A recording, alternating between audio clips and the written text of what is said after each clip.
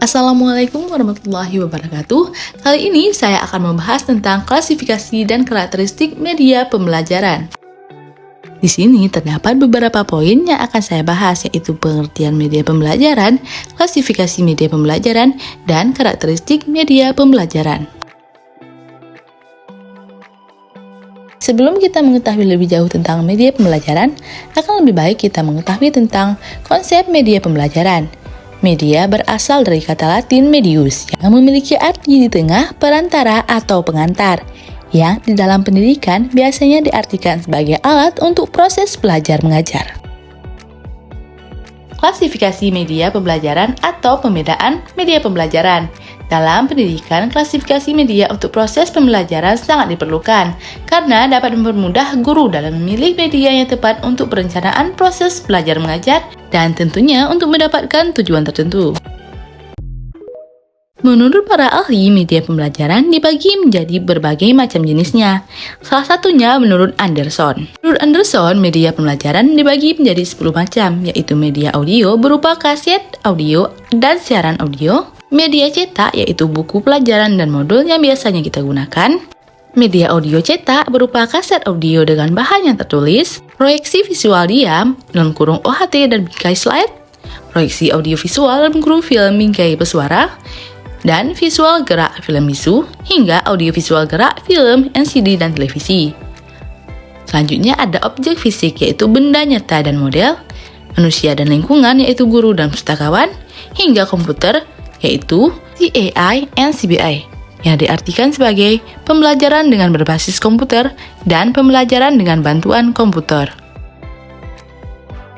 Setelah belajar tentang jenis-jenis media pembelajaran, selanjutnya kita akan membahas tentang karakteristik media pembelajaran. Setiap jenis media pembelajaran tentunya memiliki karakteristik masing-masing, dari kekurangan hingga kelebihan. Di sini saya akan membahas tentang karakteristik media pembelajaran, kekurangan dan kelebihan media pembelajaran yang sering digunakan dalam proses belajar mengajar. Yang pertama ada media grafis. Media grafis ialah media visual yang mengedepankan simbol-simbol visualisasi. Biasanya, fungsi media ini untuk memperjelas materi yang susah dimengerti jika hanya dijelaskan tanpa ada penggambaran. Di sini ada beberapa contoh media grafis.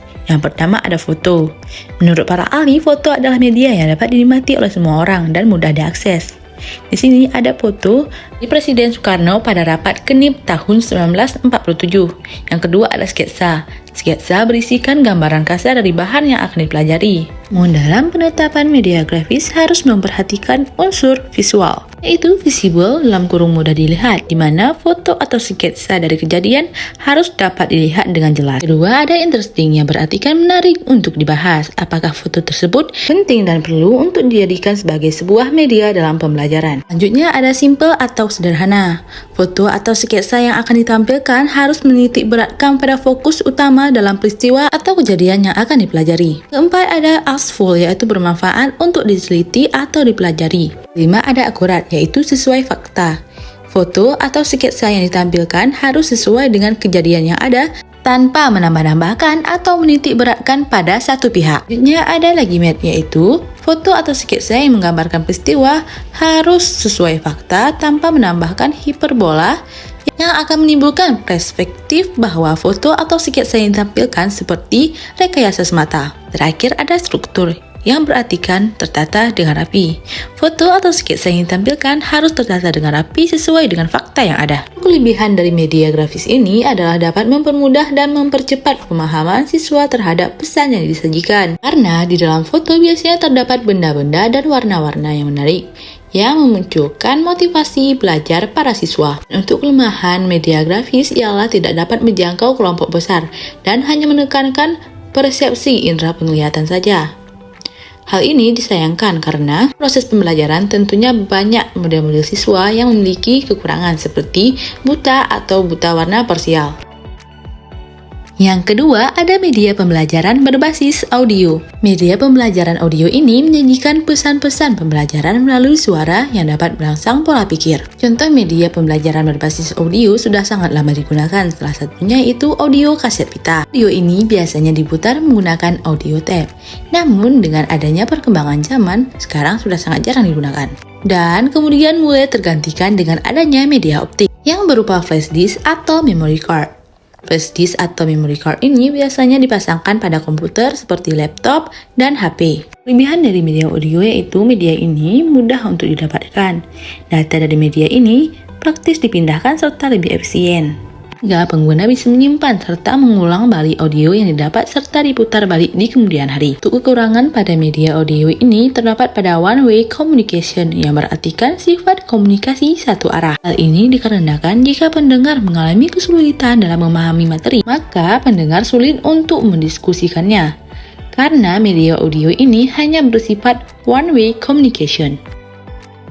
Yang ketiga, ada media pembelajaran melalui audio visual. Media ini biasanya menitik beratkan pada indera pendengaran dan penglihatan. Salah satu contoh dari media audio visual yaitu berupa film. Dalam film tersebut tentunya ada peristiwa-peristiwa dan kejadian-kejadian yang membuat penasaran dan meningkatkan motivasi keingintahuan para siswa. Untuk kelebihan media audio visual ini, biasanya pembelajaran akan lebih bermakna bagi siswa, sehingga pengetahuan yang diperoleh oleh siswa dapat bertahan lama, serta bersifat variatif dan tidak monoton. Untuk kelemahan media audiovisual ini yaitu pengadaan film dan video umumnya memerlukan biaya yang mahal dan menyita waktu pembelajaran yang banyak. Serta tidak semua siswa dapat memahami pesan-pesan yang disampaikan dalam film atau video yang ditampilkan. Yang keempat, ada media pembelajaran berbasis realita. Media ini biasanya menggunakan objek secara langsung, tanpa ada tiruan dari objek nyata yang akan dipelajari.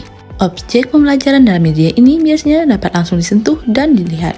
Contohnya seperti bunga dan ayam yang biasanya digunakan dalam mata pelajaran biologi pada tingkat sekolah menengah atas. Kelebihan dari media pembelajaran berbasis realita ini yaitu mudah didapat karena memanfaatkan benda di sekitar dan dapat melatih keterampilan motorik dan sensorik para siswa, serta dapat menumbuhkan semangat dan rasa ingin tahu pada siswa. Sedangkan untuk kekurangan media ini, terkadang siswa memiliki interpretasi atau pandangan yang berbeda dari objek yang dipelajari.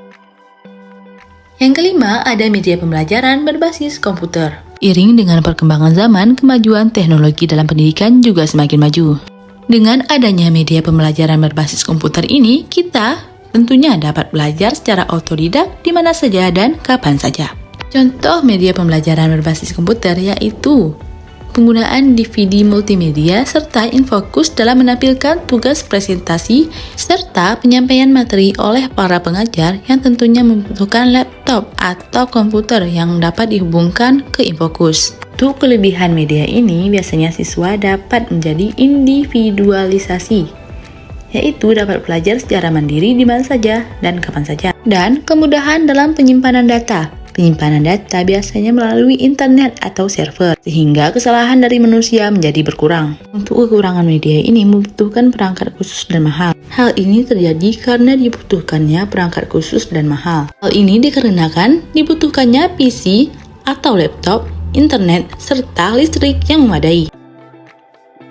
Terakhir, ada media pembelajaran secara sederhana. Media ini biasanya dapat dibuat langsung oleh guru serta tidak membutuhkan dana yang besar. Contohnya papan tulis yang menggunakan kapur yang tentunya sudah disediakan oleh masing-masing sekolah. Lainnya itu ada herbarium, yaitu tumbuhan-tumbuhan yang dikeringkan yang kemudian menjadi objek pembelajaran. Biasanya herbarium ini digunakan dalam proses pembelajaran biologi atau IPA. Untuk contoh lainnya ada display tanah, yaitu pembagian jenis-jenis tanah yang biasanya digunakan dalam proses pembelajaran geografi. Kelebihan dari media pembelajaran sederhana ini tentunya tidak membutuhkan dana yang besar dan dapat langsung dibuat oleh para pengajar. Sedangkan untuk kekurangan media ini sendiri, terkadang para pengajar kurang mampu untuk membuat sebuah objek yang akan dijadikan sebagai media pembelajaran. Baik, hanya itu yang dapat saya sampaikan. Lebih dan kurang saya mohon maaf. Saya akhiri. Wassalamualaikum warahmatullahi wabarakatuh.